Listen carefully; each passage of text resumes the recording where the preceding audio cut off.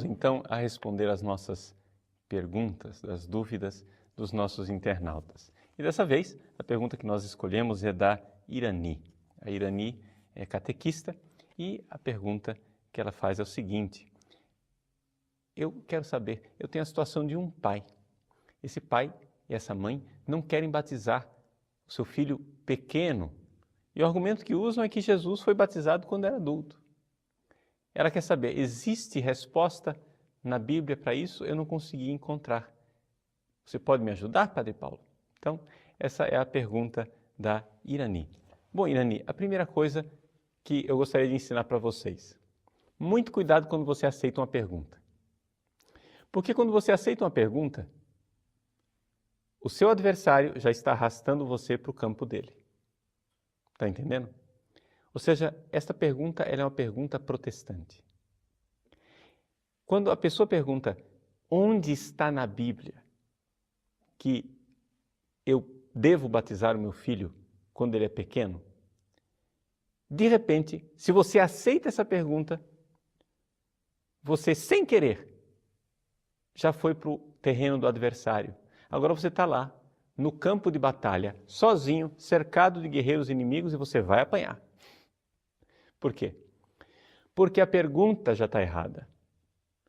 A pergunta diz, onde é que está na Bíblia? Porque o pressuposto da pergunta é o seguinte, tudo tem que estar na Bíblia. Mas quem foi que disse que tudo tem que estar na Bíblia? Nós católicos não cremos nisso. Nós católicos cremos, veja só, que a Bíblia é muito importante. A Bíblia é a palavra de Deus, ela precisa ser estudada e eu tenho um apreço enorme pela palavra de Deus e pela Bíblia. Quem acha que eu não amo a Sagrada Escritura é porque simplesmente não me conhece, né? Ou seja, o fulano chega e diz, o Padre Paulo acha que a Bíblia não tem valor, que os padres não devem estudar a Bíblia. Mas pera lá, meu irmão, para com esse negócio. Me diga como é que eu acho que padre não deve estudar a Bíblia e, ao mesmo tempo, eu sou professor no Instituto de Teologia aqui do Cuiabá, eu sou professor de grego e de hebraico bíblicos. Como é possível isso? Só se eu fosse esquizofrênico, maluco. Né? Eu não posso ser professor de grego e hebraico, de Bíblia, de línguas antigas e dizer que padre não precisa estudar a Bíblia. Agora, uma coisa é dizer que a Bíblia é valiosa, como a exortação apostólica do Papa Bento XVI, a Verbum Domini, que é um dom precioso para a Igreja de Deus. Muito bem, uma coisa é dizer que a Bíblia é importantíssima. Outra coisa é nós acharmos que a Bíblia é uma caixinha de resposta que tem que ter resposta para tudo, porque não é assim. Então, em primeiro lugar, a Igreja já batizava as crianças antes que o cânon do Novo Testamento estivesse estabelecido. Deixa eu explicar essa frase. Você sabe que existem 27 livros no Novo Testamento. Esses 27 livros são idênticos com um dos protestantes. Começa com Mateus, termina com Apocalipse. Estamos de acordo. Não tem briga nenhuma sobre os 27 livros do Novo Testamento. Esses 27 livros do Novo Testamento, que estão lá, eles não foram escritos juntos, encadernados, editados, publicados e vendidos ao mesmo tempo. Não. A Igreja, durante 2 séculos,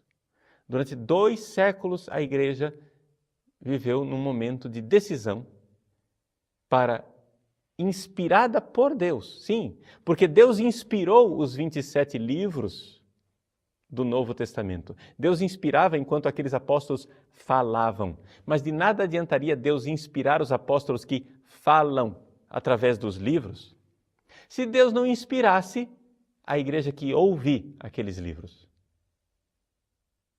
Deus inspira quem fala, Deus inspira quem ouve. Então Deus inspirou também os nossos bispos, inspirou também os papas, para discernir quais daqueles livros eram falsos. Os livros falsos são chamados de apócrifos, a gente deixa lá na biblioteca, é documento histórico, mas não é palavra de Deus. Enquanto os livros inspirados por Deus são palavra de Deus e são os 27 livros do Novo Testamento. Como que nós temos esses 27 livros? Nós temos porque nós cremos na igreja. É difícil você crer na Bíblia se você não crê antes na igreja.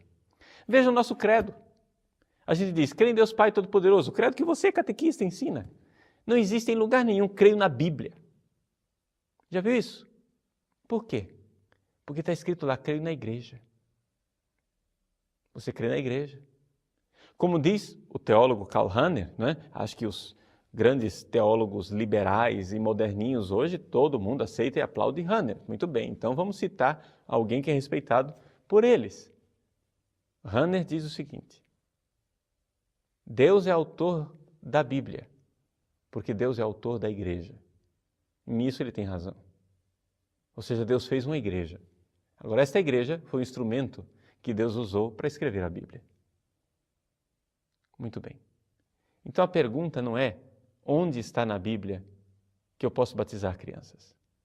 Mas a pergunta é, a igreja que Jesus deixou neste mundo batiza crianças desde sempre?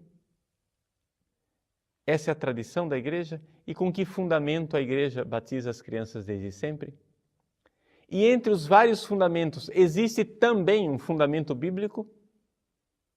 Aí sim, nós estamos no ambiente católico. Aí a pergunta mudou de qualidade. Aí nós estamos do lado de cá. Nós não estamos aceitando os pressupostos protestantes, porque o problema é esse. Toda vez que você aceita a pergunta protestante, você aceitou um pressuposto férreo deles, que é a chamada sola scriptura de Lutero.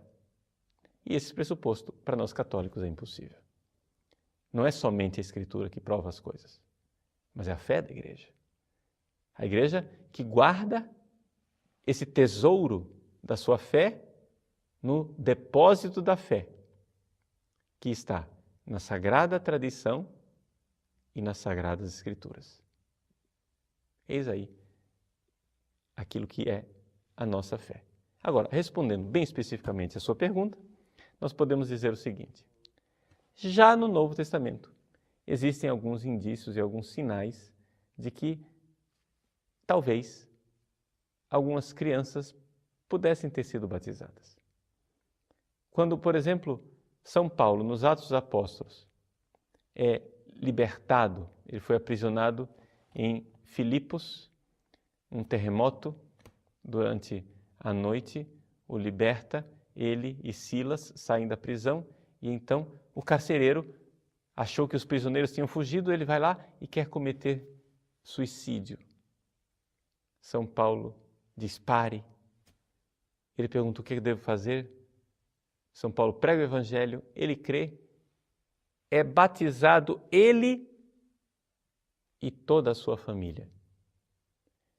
Pode-se pressupor que toda a sua família tivesse também crianças. Mas isso é só uma pressuposição. Mas veja que a conversão do carcereiro e toda a sua família indica um princípio muito importante e interessante da sociedade antiga. Quando o pater familias, o pai da família, se convertia, geralmente a família inteira se convertia. E aqui, então, nós vemos atestado na Bíblia uma prática da igreja. Ou seja, havia dois tipos de conversões naquela época. As conversões de pessoas individuais e as conversões de famílias inteiras. Ora, uma vez que uma família inteira se converteu, aí nós temos então o pressuposto para aquilo que nós temos hoje, que é famílias católicas terminam com filhos católicos, batizando seus filhos desde cedo. E por que não havia tantos batismos de criança no início do cristianismo? Por uma razão muito simples. Não havia famílias católicas. Não é? Para você ter batismo de criança, você tem que ter família católica. Daqui nós temos também uma outra realidade, que é o seguinte. A igreja, ela acolhe estas crianças e batiza essas crianças na fé da igreja. Por isso que a igreja também instituiu o ministério do padrinho e da madrinha. Porque teoricamente, sei que isso depois na prática, infelizmente, não acontece, mas teoricamente, Se o pai e a mãe da criança não quisessem educar a criança na fé católica, a igreja se dispõe a indicar um padrinho ou uma madrinha que sejam responsáveis pela educação católica daquela criança. E isso é tão verdade que o Código de Direito Canônico hoje nos diz que se você quiser batizar uma criança, mas o pai e a mãe simplesmente não tiverem fé católica, mas só consentirem, você pode batizar, se houver esperança de que esta criança seja educada na fé católica. Então, por que é que Jesus foi batizado adulto? Bom, aqui nós estamos diante de outro problema. O batismo de Jesus não é igual ao nosso batismo. O batismo de Jesus foi ao mesmo tempo mais do que o nosso batismo e ao mesmo tempo menos do que o nosso batismo. Ele foi menos do que o nosso batismo, porque aquele lá era o batismo de João, um batismo que era só para penitência, para conversão, mas não tornava as pessoas filhos de Deus. Por isso o batismo de João era menos do que o nosso. E o batismo de Jesus foi mais do que o nosso, porque ali Jesus recebeu uma unção especial e uma efusão do Espírito Santo, que foi derramada sobre ele de uma forma extraordinária, muito maior do que a unção que nós recebemos. Então o batismo de Jesus é algo muito especial. Jesus não é o parâmetro para isso. O que nós precisamos olhar é a praxis da igreja. Jesus disse que não abandonaria a sua igreja. Eis que estarei convosco todos os dias até o fim dos tempos. Então ele não vai nos abandonar. Ele está com a sua igreja. E a igreja que pratica a mesma coisa há 2000 anos, das duas uma. Ou ela errou numa matéria muito grave, como é o batismo, e Jesus a abandonou, ou então ela é a igreja verdadeira e continua fazendo aquilo que Jesus quer que ela faça. Como Jesus é fiel a si mesmo e ele não pode se trair, eu acho que ele não abandonou a igreja. Não somente acho, tenho certeza. Por isso, vamos seguir aquele versículo do Evangelho, onde o próprio Jesus diz: deixai vir a mim as criancinhas. Que o batismo das nossas crianças seja isto. Nós temos convicção e fé católica que quando batizamos uma criança, nós estamos arrancando essa criança das mãos da escravidão, do pecado e de Satanás, entregando nas mãos de Deus, fazendo dela um filho de Deus, uma filha de Deus. Alguém que antes era só criatura escravizada pelo pecado original, agora se torna filho de Deus. Veja, se você tem consciência da condição terrível que é não ser batizado, você então tem pressa de batizar. Os protestantes, na verdade, eles não têm pressa de batizar, por quê? Porque para eles o batismo é uma coisa simbólica, uma tomada de consciência, o batismo não faz nada. Mas nós católicos não cremos nisso. Nós católicos cremos que o batismo é realmente uma intervenção de Deus que arranca aquela criatura da escravidão de Satanás e do pecado, transforma em filho de Deus, que antes ela não era, abre a porta dos céus, dá a graça para viver uma vida melhor. Se você crê nisso, você vai ter pressa de batizar seus filhos. Se você acha que o batismo é só uma cerimônia, uma ocasião para uma festinha, então é verdade. Pode esperar quanto quiser.